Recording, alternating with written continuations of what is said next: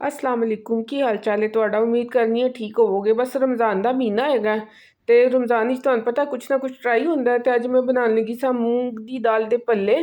ਅੱਧਾ ਘੰਟਾ ਪਹਿਲੇ ਮੈਂ ਦਾਲ ਨੂੰ ਭਿਓ ਦਿੱਤਾ। ਇਹ ਦਾਲ ਲਿੱਤੀ ਹੈ ਤੇ ਹੁਣ ਇਸ ਦਾਲ ਨੂੰ ਨਾ ਮੈਂ ਕਰਾਂਗੀ ਗ੍ਰਾਈਂਡ।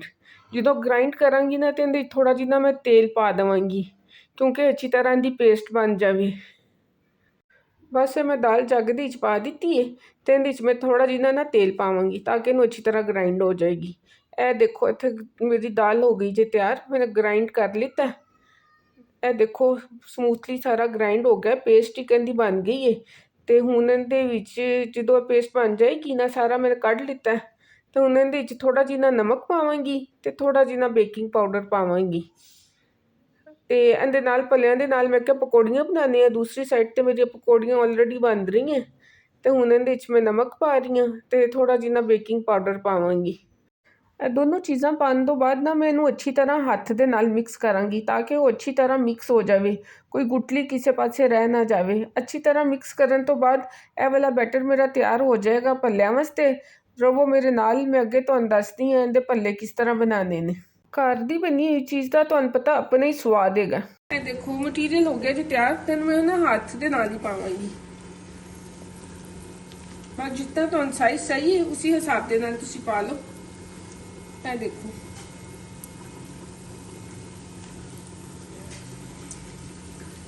ट्राई करना ते मैनू भी दसना कैसे बने ने। ते रमजान का महीना है, अपनी दुआवां दी हमेशा याद रखना, जितनी हो सके सब की मदद करना, किसी का कोई दस्तरखान खाली ना रहे। इंसान के जिम्मे तो सब कोशिश है ना, कोशिश करते रहना चाहिए। बरकत अल्लाह ताला ने पानी है, अल्लाह ताला पाते भी ने। तो ए देखो जी इत्थे मैं एक एक करके सारे भल्ले पा दिते जे। ए मेरा गया है भी भल्ला ते तुसी रहो मेरे नाल ते नाल मैं तुहानू दसदी हां। लो जी साडे भल्ले देखो फुल भी गए जे। थोड़ा जिना उस बेकिंग सोडा पाया सी ना उसकी वजह तो ये लाइट ब्राउन हो गए थे। थोड़ा जिना और ब्राउन कलर होता है तो फिर मैं ला देवांगी, ला के फिर इन्हू मैं गर्म पानी लैके तो उहदे च भिओ देवांगी। देखो जी साडे भल्ले हो गए जी तैयार, लाइट ब्राउन कलर हो गया। बस मैं उतारने लगी हाँ। इन्हू ला के तो मैं जो गर्म पानी दूसरे बाउल पाया तो पानी मैं पा देवांगी। गर्म पानी पा दी तो मैं बाउल देखो मैं पहले सूट देवांगी ताकि ए नरम हो जाएंगे। जो नरम होंगे तो फिर मैं पावांगी दही के विच।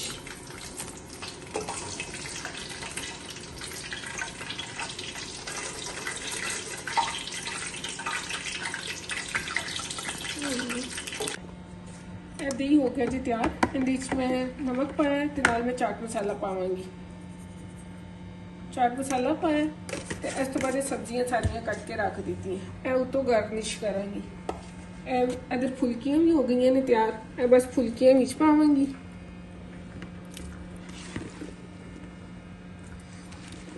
ए देखो घर दी फुल्कियां भी माशाल्लाह कितनी ठीक बनदी है, साफ सुथरियां, ना टेंशन।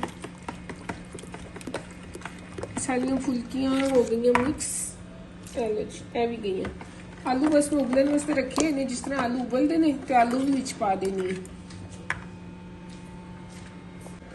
ए देखो इतने साढ़े भल्ले हो गए जे तैयार। बस उन्होंने इस तरह प्रेस करके तो मैं विच दही दे पावांगी।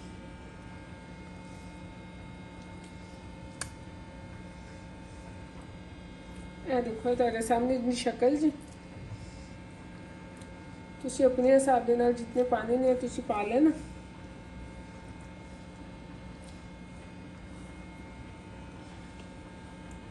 साडे भल्ले दी फुल्की तैयार जी। बस ये देखो मैं बाउल विच पा दिते ने।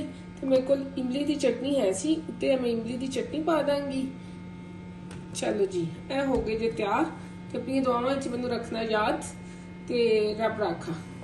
हसदा रवे पंजाब, सदा वसदा रवे पंजाब।